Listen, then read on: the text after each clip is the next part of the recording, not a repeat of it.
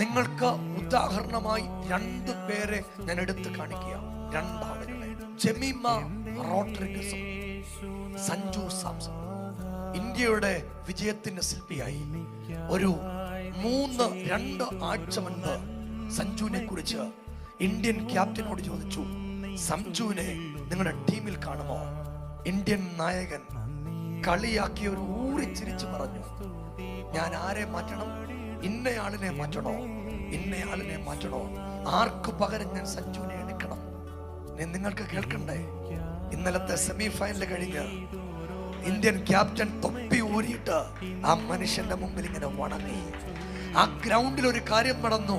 ഈ ചെറുപ്പക്കാരൻ അദ്ദേഹത്തിന്റെ ഹെൽമറ്റ് വലിച്ച് ഊരിക്കളഞ്ഞിട്ട് അവിടെ മുട്ടുകുത്തി. അവൻ ആ ഗ്രൗണ്ടിൽ നിന്ന് ഉയർത്തിയത് യേശുവിനെയാണ്. നിങ്ങൾക്ക് എന്ത് വിജയം കിട്ടിയാലും ആ വിജയത്തിന്റെ പിൻപിൽ യേശു നിങ്ങളുടെ കൂടെ ഉണ്ട്.